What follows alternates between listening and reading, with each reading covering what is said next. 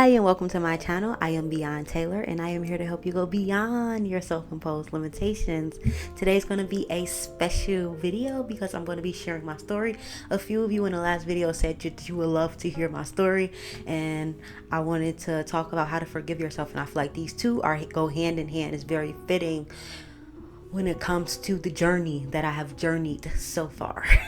So I'm really excited to talk about forgiveness, because when we are shifting into new realities, when we especially aligning with our greatest reality, aligning with our greatest self, it's important to forgive so that we don't continue to view reality through the lens of the resentment that we hold against ourselves, the shame, the blame, the guilt.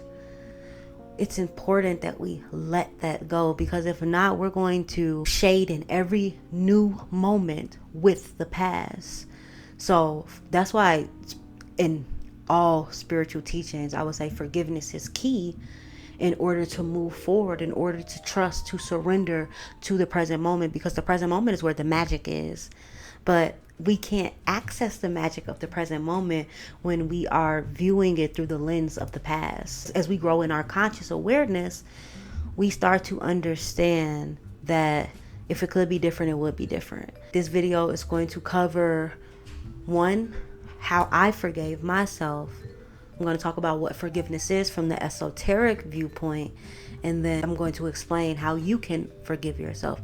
And I'm sure that you've probably picked up on it already, what I'm going to say. If you're a returning viewer, I'm sure you know what I'm going to say.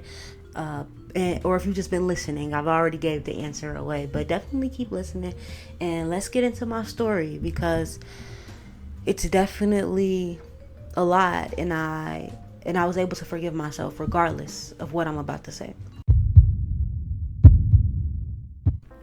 So this story starts when I was 19 years old.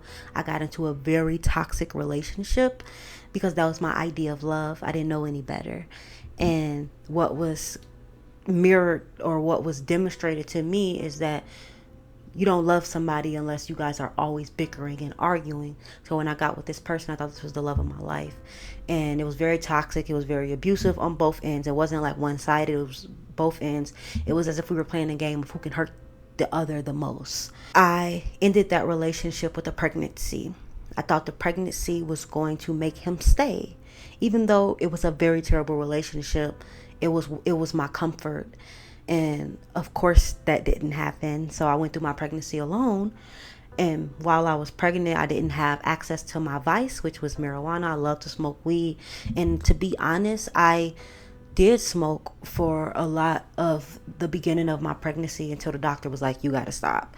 So once that happened, I had to deal with the grief of losing the person that I thought was the love of my life, even though it was extremely toxic, but that was like the love of my life. So I had to deal with the grief of that. And then he had a whole bunch of other stuff going on. Like he had got another girl pregnant. So I'm like, I'm about to, like, this is ghetto. Like we both about to be pregnant at the same time. This is ghetto, okay? But then she ended up having a miscarriage. I don't know. It's a whole bunch of drama with that situation. But it was tough, and I was suffering. I was suffering so much. I was 23 years old, living at home with my mom. I didn't have nothing, and I was pregnant, and I was suffering.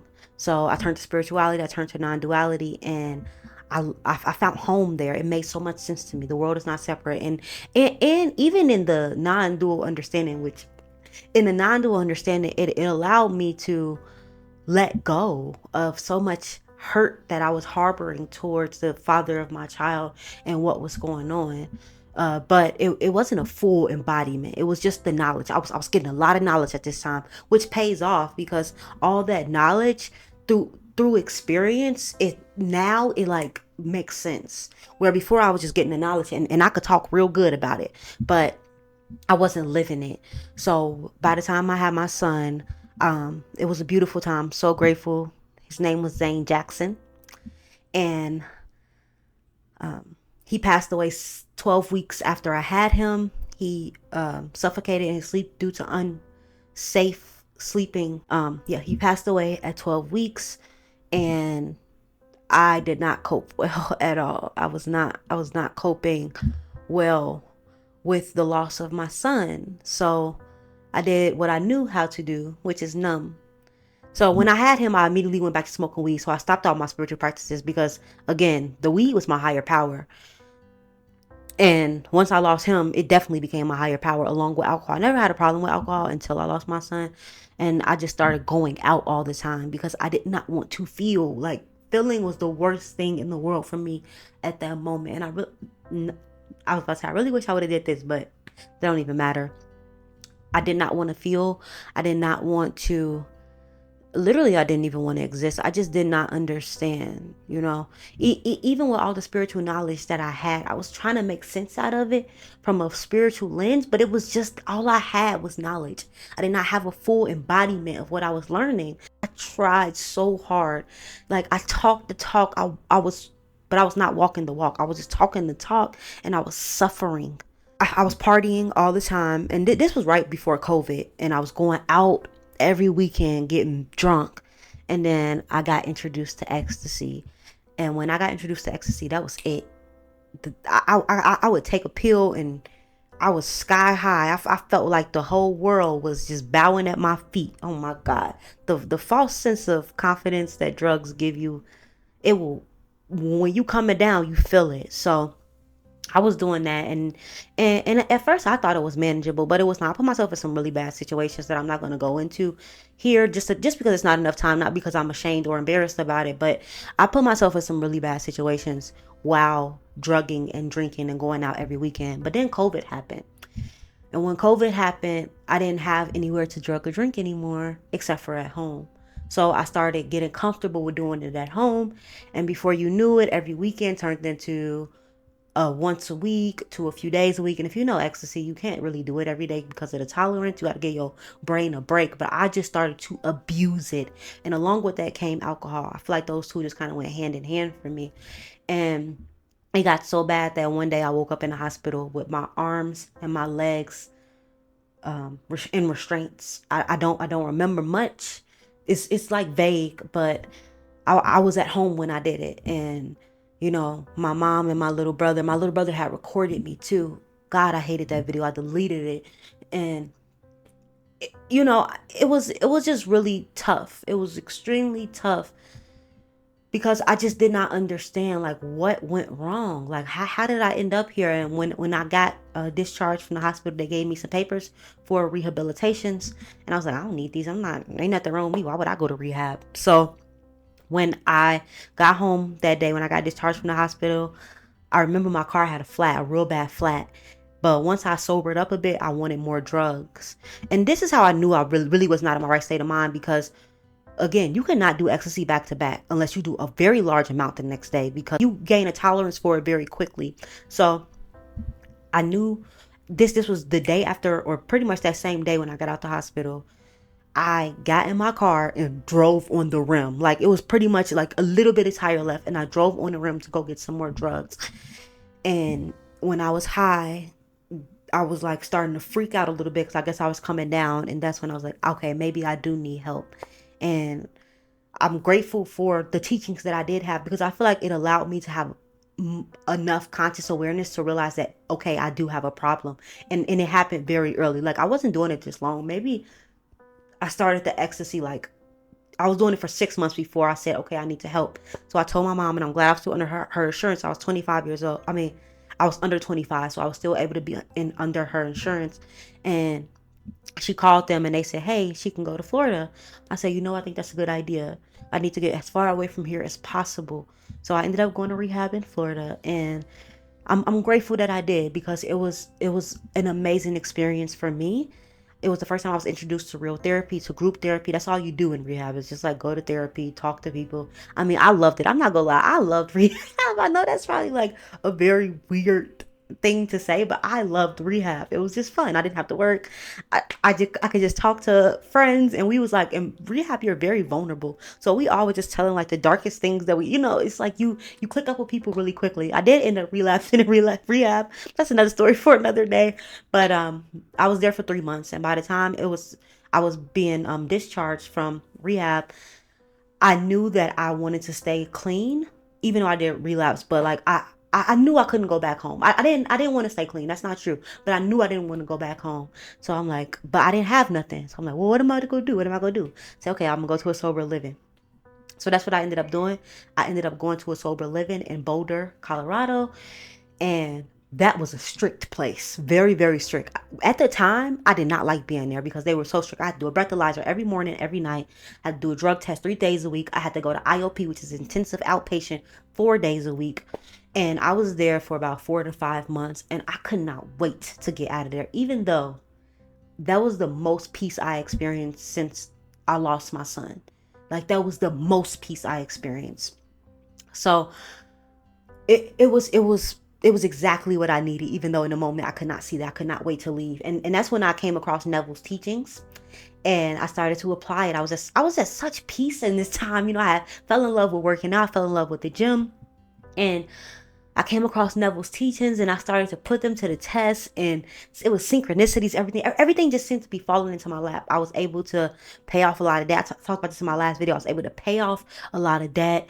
I was able to move into my own place, and I was on cloud nine, and when I moved in, I think my first night I moved in, I got so drunk I threw up on the carpet. It was really bad. It was really bad. But I hadn't drunk in 4 months. So for me, I was like, I need some wine. That's all I wanted was some wine. But I think I drank like the whole bottle. Maybe I should have knew then I didn't have a good relationship with alcohol. But after that, I would only drink on the weekends. I was going to work during the week, and I would only drink on the weekends. And I was still heavy in Neville's teachings, applying it to my life. This is when my following started to grow, when my business started to grow. But then, because I did not feel safe in how fast things were moving, I started to use alcohol as a coping mechanism. So every time I was anxious, I would just drink. And before you knew it, it became very habitual. And I started drinking every day. And then I started to drink in the mornings. And then before you knew it, I was just like drinking all the time because I could not deal with how successful I was becoming, which sounds weird, but from the outside looking in, you would think, oh my God, her life is on the up and up. Like, she's doing so good. But I was not. I could not show up online without drinking. I could not go into and talk to clients without drinking. I could not talk to my community without drinking. Like, I had so much anxiety because I just did not feel safe in this new reality, because I had not forgiven myself for everything that led up to where I was. Like, why me? Why am I deserving of this? I'm a bad person, you know? So I didn't feel deserving of what was going on, which is why I self-sabotaged. And before you knew it, I found cocaine. And again, I didn't do it that long because I'm very self-aware and I knew that I was going down a bad path really fast. And I couldn't afford it. I could not afford the habit. I had stopped doing other things. I stopped working. I stopped showing up online the way that I was before, because all I wanted to do was get high and drink and party. That's all I wanted to do. So eventually it got really bad where I was out of money, I was out of drugs, and if you know anything about a coke come down, it's terrible. I wanted to, and I called a hotline, and they said call the center you were at, because it was one in Denver. That's where I am now, in Denver, and they said call that center and they'll take you. And if you know anything about, like, once you get sober, you like, why did I do that? Like, I don't want the help.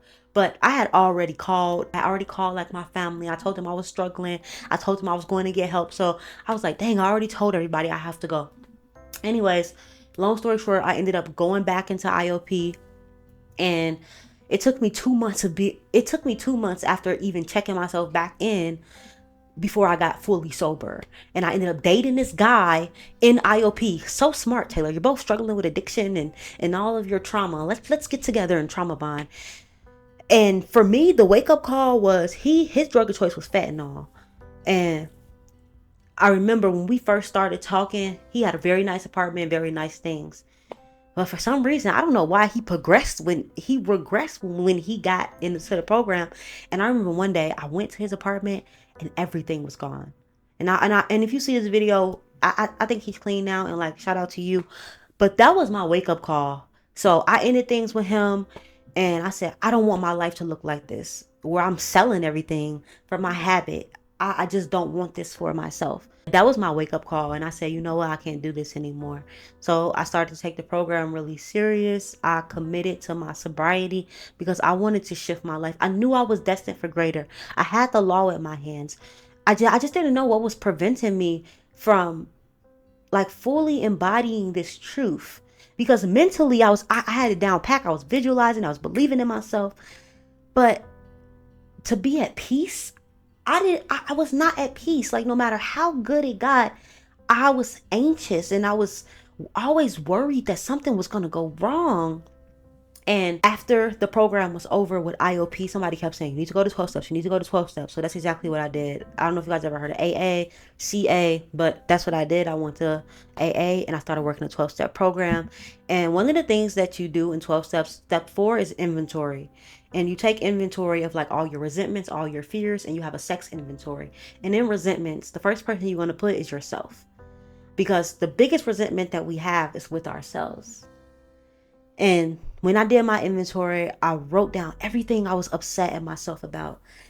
And, I kept talking about it and I kept working through the steps. And something else that's really big with the steps is like allowing a power greater than you to guide your life. So this is when I really started to embody spirituality. And let me say this about the big book. When Bill and Bob wrote that big book, they was channeling it in from a very high, like, you could tell they were in high levels of consciousness when they wrote that book, because it is extremely spiritual. Extremely spiritual. It talks about going into the fourth dimension. And I love the program of AA, of CA, same thing. And I'll forever be grateful because it gave me my life back. It allowed me to learn how to forgive myself and to start embodying my truth. But it was still a disconnect. I still didn't feel safe, and I don't understand why. And I would say within the last 6 months, because I got pregnant again with my daughter who's in the back with Samaya. And I found myself about to go through a similar situation where I'm by myself pregnant, right? Me and my boyfriend had broke up when I was 6 months pregnant. And I was down and out. We're back together now. Guys. Everything is good. Everything is good. But because the inability to forgive myself kept, even though I said even though I was doing the work, I was going to like 12-step meetings, I was meeting with my sponsor every week, I was taking inventory, I was journaling, I was meditating, I was doing all the things, but because I could not forgive myself, I was constantly viewing reality through the lens of that shame, of that embarrassment, of the guilt, of the blame. That I blamed myself for my son dying for the longest. And I didn't tell many people that, but I did. And I just could not let that go. So every situation I put myself in, it came crumbling down because and I didn't realize this at the time, but it had a lot to do with the relationship that I had with self. I would say I loved myself. I felt like I was so confident, but that was not the truth, and it showed because our reality is nothing but a mirror of what's going on within. So when me and my boyfriend broke up when I was 6 months pregnant, remember that I have the power, right? I remembered, and this came from working, doing all the work that I did with the 12 steps and changing my relationship. All of that work until that moment mattered. Like everything mattered. No matter if I was like, oh, I was just taking in knowledge, I wasn't embodying it. All of it came together. And this is why I am where I am now, and this is why I'm able to tie in, these esoteric concepts like there is no self, there's only awareness, but also being able to say, but it's okay to be in the world of form and to exist. And because of all the knowledge that I acquired in all of my life experiences, but I started to get really serious because I said I'm tired of my life being like this, and I know it's me. I know I'm the problem. I started to take radical accountability for my reality, radical accountability for how things were. I stopped shifting the blame from everybody else, and I knew that it was self. So I knew that I had to start having more compassion with myself, being softer with myself, being easier with myself. And when I started to do that from the knowing that I am awareness, I am consciousness, when I started to show up in that way, everything shifted. Everything shifted. I started to rest as the truth of what I was while also applying Neville's teachings, right? I worked on my self-concept. I started to visualize the reality that I wanted for myself. I put myself first. I made sure that my life was so good that anybody would want to be around me. Like at 6 months pregnant, I was so disciplined in all of my routines. I was watching my mental diet, watching my mind, and just using the power of awareness to not try to change my thoughts in a moment, but just to watch it and to have self-compassion with myself and to love myself. And that's how I forgave myself, is by doing the work. I really I got tired of my life constantly, no matter how different or how good it looked, constantly having this undertone of shame, of unworthiness, of feeling unlovable, of being insecure. I got tired, and my reality was showing me that that's exactly what I was feeling. No matter what I tried to show to the world, my reality, if you could look at my life, you would know that I was lying, because our lives are definitely the indicator of what's going on within. So that's how I forgave myself. And everything that I did, I realized that I couldn't do any different. My boyfriend, he plays this game. I can't think of it. I can't think of it. I'll put it right here. I watch him play sometimes, and I saw that when he walked up to, like with the character, right, and it goes to have a conversation with another character, he has three choices, three options of what to say. And we don't realize it, but that's exactly how we are now. We are very mechanical. We are very conditioned. So we think that we have all the options, which is why we beat up on ourselves. Like, I should have did this differently. I should have. If we could have did differently, we would have. We were not conscious enough to see all the possibilities that we see now because we are raising our level of consciousness. But before, I, I all I knew was the options that I was conditioned to see. I had option A, option B, option C, and they were pretty much all the same. And if you notice it in the game, when it says, "Oh, pick," like there, it doesn't seem like it's gonna lead to that much of a variation in how the game is gonna be played out, and it all leads to the same outcome. But that's another story for another day, another video for another day. But that's how I was able to forgive myself, by resting in the truth and knowing that if it could be different, it would be different. If like knowing what I know now and being as aware as I am now, I would not have placed myself in a position to be in a relationship with somebody that treated me like that, or I would not have treated somebody else like that, because I was not perfect. I would not have had a baby because I wanted, and that's something that I have that took me the longest time to let go.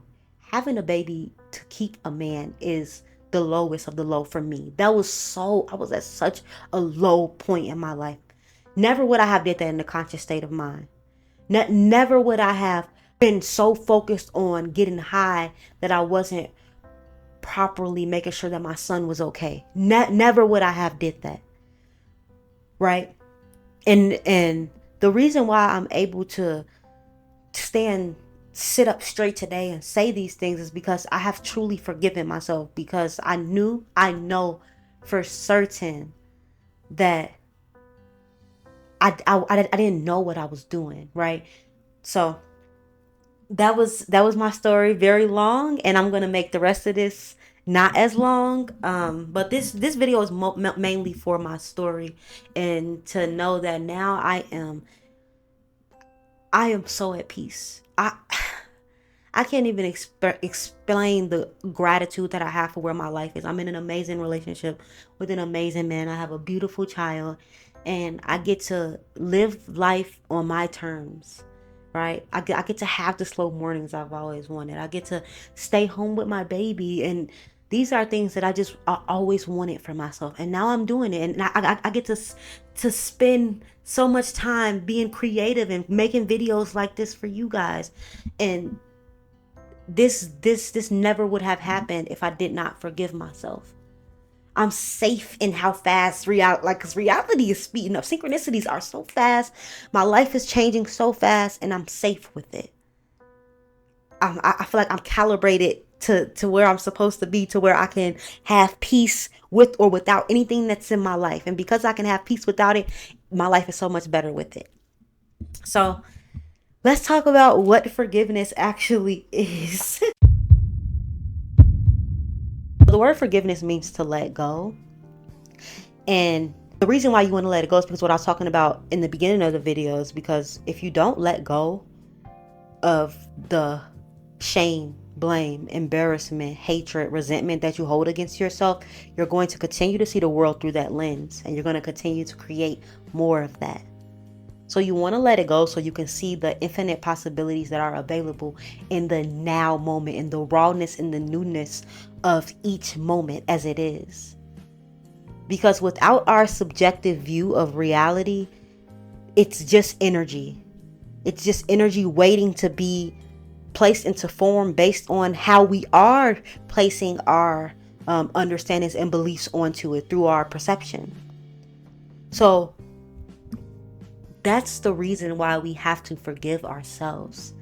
It's so we can align with our greatest versions. You know, we can't do that from a place of shame, because in that place, we don't feel worthy enough to even show up and do the work. I like what Neville says about forgiveness. He says to forgive is to forget. You know, a lot of people, they'll say, I'll forgive you, but I won't forget. No. That's not forgiving. Because to forgive is to completely throw it out. And some might say that's delusional. How are you going to protect yourself in the future? By surrendering and trusting in something much bigger than yourself. Recognizing that who you think you are is a limited aspect of the fullness of all that you are. Like we talked about in my last video, you are I am. We all say I am. And that's the truth about who we are.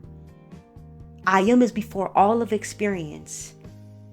And it's animating this whole world. So why would I not surrender to that? Because I feel like my ideas and beliefs are going to keep me safe. My ideas and my beliefs are just keep creating more of what I don't like. If I don't like my reality. Because there is a way to work with your mind in a constructive way. And that's by reprogramming the subconscious mind. I talked about that in my last video, in the video before that. But when it comes to forgiveness, it's really knowing the truth. Knowing that if it could be different, it would be different. And to forget. And also something that Neville says. Neville says, we're all just actors playing out a script. Just like game characters, you know. It's this book called The Fourth Way by P.D. Oduspensky. I hope I'm saying his name. Oduspensky, I hope I'm saying his name right. But he was saying that we are very mechanical in our nature, especially when we are not as conscious. We're just going through the motions. Like the idea of free will is an idea. Because, baby's waking up. One moment, guys. Yeah, we have Samaya now because she's awake from her nap and I need to finish this video. But the idea of free will is just that. I always ask people this. I'm not gonna get too deep into the free will conversation, but I always ask people this: if free will was truly free, why do so many people suffer? Do we honestly believe that people are choosing to suffer? No, nobody's choosing to suffer. And this is why I'm telling you, forgiveness is all up and down spiritual text, because it's this deep understanding that everybody is just playing parts, and until they get into relationship with the truth, then they're going to continue to play these unconscious, to act out these scripts based on their subconscious beliefs and ideas about how reality works. I think the greatest demonstration of forgiveness was Jesus on the cross when he said, Father, forgive them, for they know not what they do. Because he understood that nobody who knows the truth would ever behave this way. Because they would understand that it's all them. Why would you ever want to hurt somebody else when it's you? Why would you ever want to cause harm to yourself? That's like causing harm to God, right? Just to forgive is to forget. And trust that just because you forget does not mean you're going to keep making the same mistakes. When you surrender to the truth, you trust that you are always being guided down the right path. It's literally just an act of completely surrendering to forgive yourself and trust that you are going to make the best decisions going forward. Because that's a large part of why we have a hard time forgiving ourselves, and why, because we don't trust ourselves. We don't trust ourselves to make better decisions going forward. We don't trust ourselves to not place ourselves in those in the same situations again. You're not gonna let me finish? All right, so we're gonna go into part three because my daughter is ready for me to wrap this up. So let's just go to part three. Um, and if you hear any suckling, she is feeding at the moment. So that's what you're hearing. So part three is going to be how to forgive yourself. The way that you're going to forgive yourself is by knowing the truth. And like I said, if you are a returning user, you know that all my solutions are pretty much the same. To recognize the truth, to practice mindfulness, and to have self-compassion, self-love, and self-forgiveness. I may not always say that part, but that's essential to forgive yourself. But I mean, you don't even really need to have self-compassion, self-love, and self-forgiveness when you know the truth, because the truth is that if you could do better, you would do better. And that's just what it is. You literally had no other option but the options that were in place when you did whatever you think is so unforgivable. And when you forgive yourself, it becomes much easier to forgive others because you know that they are under the same spell you were, which is identifying with who they think they are to the T, that they don't recognize that they have options that are wider than the ones that are presented to them in each moment, that's based on the conditioning that we've been set up with. So the way to forgive yourself is knowing the truth and practicing mindfulness. Self compassion, self love, self acceptance, all of that is like the afterthought of knowing the truth. And somebody asked me, well, how do I know the truth? You know the truth, and we're gonna do it right now in this moment because again, it's always with you. You are the truth. So the truth is, oh, excuse me, I'm sorry, is that you are awareness. You are not your body and your mind. You are the one that's observing the body and the mind. And even that is a half truth, but I'm not going to go there today. So you are, because awareness and what you see are not separate. So even to say they're separate, that creates duality when we live in a very non-dual world. But you are aware of your experience. No matter what you are aware of, there is awareness there. The awareness is consistent. The awareness does not have a form, it does not have a name, it does not have an age, but it's always here. And you change all the time. You're not the same person you were 10 years ago. You're not the same person you were when you were 8. You're not the same person you were when you were 8 months. You're definitely not the same person you were when you were 8 weeks. And you didn't have enough awareness back then. But at every stage of your life, when you started to become self-conscious, you have memories from it because you were aware of it. What is it that was aware? That one has not aged. That one is always with you. Even in dreams, it's with you. In dreams, this awareness is there, which is why you can come back to this awakened state and say, oh, this is what I dreamed about, and I have memories of it. You're even awake, you're even aware in your deep dream state. You know that state, right, when you're not dreaming, but you're also not awake, and then you say, oh, I don't have any memories of it, but you were still aware. You're always aware. And that's the truth of what you are. And awareness has the qualities of peace. The separate self is the one that has all the issues and all the problems. Because that's just what comes with living in this life. It comes with duality. Up and down, hot and cold, left and right, good and bad, and all the judgments and projections that we place on reality. But awareness exists before all of that. It does not deal in the realm of duality. It just is. And that's what you are. You are, the awareness is what's viewing this right now. And then the self comes up to claim the experience and say, I am aware. But you're even aware of that. You're aware of the one that thinks it's aware. And when you just keep taking your attention back to the fact that you're aware, and then trying to like see that awareness and start to identify more. That's so when it's like really chaotic in your world, or you are having thoughts about the past, and then you just start to witness it, just watch it. You're already doing it anyway, or you wouldn't hear it. But you take, it's like an energy shift. You shift the energy from being the listener, being the actual thoughts, and just listening. It's just a slight energy shift. I compare it to when you're looking at like those images where there's two images in one picture, and in one image you see like an old lady, right? And in another image, I think it's like a girl looking over her shoulder. That the same thing is happening now. You're just, all you see right now is probably the old lady. But if you just shift a little bit, shift where you are looking from, shift what you are identifying as, then all of a sudden you see a completely different picture. And that's how you remember who you are.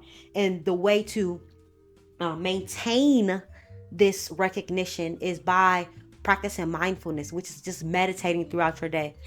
That's it. Just being as mindful as you can of your thoughts, of your feelings, of what's going on, and not getting tied up in even your thoughts about it. Just simply watching, going to your breath. Your breath is your anchor. Your anchor is your breath. Shout out to Yoga with Adrian. Just simply observing. You're gonna realize that it's all just happening on its own, and that's the deeper truth. And see, I didn't really talk about that because I got a little razzled because my daughter's up. But we're gonna get into all these concepts. Make sure you subscribe so that if you're interested in this type of stuff, interested in this type of material. I'm trying to stop saying stuff and things and whatever. But if you're interested and you are ready to shift realities, you are really ready to experience the abundance that's your birthright, to rest in peace, to rest in love, to rest in joy. If you're ready for that shift, then definitely subscribe, like this video to let YouTube know that people are watching, so that we can get this content out, so that we can all just remember and recognize and choose to operate in love. Because I'm telling you, when you forgive yourself, it's much easier to forgive others. You stop looking at others as what they're doing, and you start seeing them for the truth, which is that we are all I am. We are all I am. And whatever we place after I am becomes a limitation. And whatever the limitation does, it's just working on its programming. It couldn't do anything else. So then from this understanding, we start to work with the programming. We start to reprogram our subconscious mind. We start to do the techniques. But we're doing it from this understanding. And we're not attached to what's showing up either. We're just having a lot of fun. So that's all I got. Thank you guys for your patience. Thank you guys for watching the video and sticking around. And I love you guys. And as always, follow me on Instagram at Beyond Taylor, where we are doing a 75 hard challenge. We are doing some amazing things. Okay. And if you go on my Instagram, you'll see what 75 hard challenge is all about. Also, I am doing a group membership, group coaching. So if that's something that you're interested in these type of conversations, and you want to get a little bit deeper, you want to experience peace regardless of how good your life is getting, I would definitely sign up for the wait list, because you guys are going to be the first people to know, and you're also going to be getting a discount on the group membership. So definitely sign up for the wait list, so when I release it, you're the first to know. For the group coaching, group membership. And that's all I got. I love you guys. Hope you guys have a great, magnificent, wonderful day. Bye.